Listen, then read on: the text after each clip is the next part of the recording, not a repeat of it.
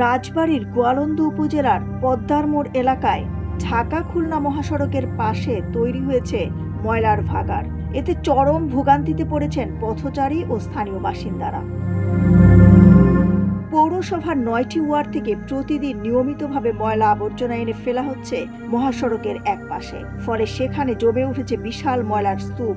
ময়লা আবর্জনা থেকে ছড়িয়ে পড়ছে তীব্র দুর্গন্ধ। মহাসড়ক দিয়ে চলাচলকারী যাত্রী ও পথচারীদের নাকে হাত চেপে চলতে হচ্ছে। বিশেষ করে গরমের সময় দুর্গন্ধ আরও বেড়ে যাওয়ার দুর্ভোগ বাড়ছে। স্থানীয়রা বলছেন, আমরা এদিক দিয়ে চলাফেরা করি, আমাদের অনেক কষ্ট হয়। দীর্ঘদিন ধরে এভাবে মহাসড়কের পাশে ময়লা ফেলা হলেও কার্যকর কোনো ব্যবস্থা নেওয়া হচ্ছে না। দীর্ঘদিন এখানে ময়লা ফেলায়, যাওয়া আসা আমাদের খুব বিঘ্ন ঘটা, নাক আটকে যাওয়া লাগে। এখানে আমরা সবসময় যাতায়াত করি, আর যাতায়াতের কারণে ঢাকা খুলনা মহাসড়ক আমাদের পদ্মার মোড়ের পাশে এখানে অনেক ময়লা আবর্জনা ফেলা হয়েছে।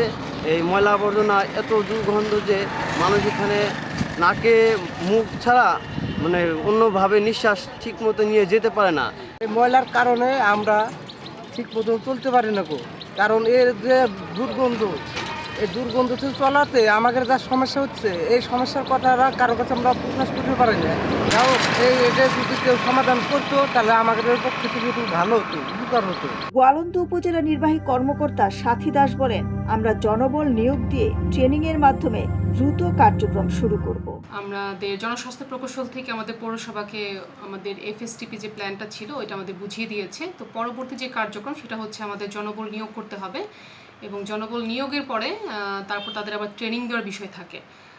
তো জনবল নিয়োগ প্লাস ট্রেনিংয়ের যে বিষয়, সেটা আমি আমাদের প্রজেক্ট আইইউজিপি যে প্রজেক্ট আছে সেই প্রজেক্টের যারা সংশ্লিষ্ট কর্তৃপক্ষ রয়েছে তাদের সাথে কথা বলেছি যে জনবল নিয়োগের প্রক্রিয়াটা কিভাবে হবে এবং প্রশিক্ষণটা আমরা কিভাবে দেব। তো সেই বিষয়ে আমার ইঞ্জিনিয়ার মহোদয় তাদের সাথে সার্বক্ষণিক যোগাযোগ রাখছে। আমরা আশা করছি যে খুব দ্রুতই আমরা জনবল নিয়োগের বিজ্ঞপ্তিটা দিতে পারবো এবং বিজ্ঞপ্তি পরবর্তীতে নিয়োগ কার্যক্রম করে তাদের ট্রেনিংয়ের মাধ্যমে আমরা রান করতে পারবো। পথচারী ও এলাকাবাসীর প্রত্যাশা, দ্রুত ব্যবস্থা নিয়ে এই দুর্ভোগ থেকে তাদের মুক্তি দেবে সংশ্লিষ্ট কর্তৃপক্ষ।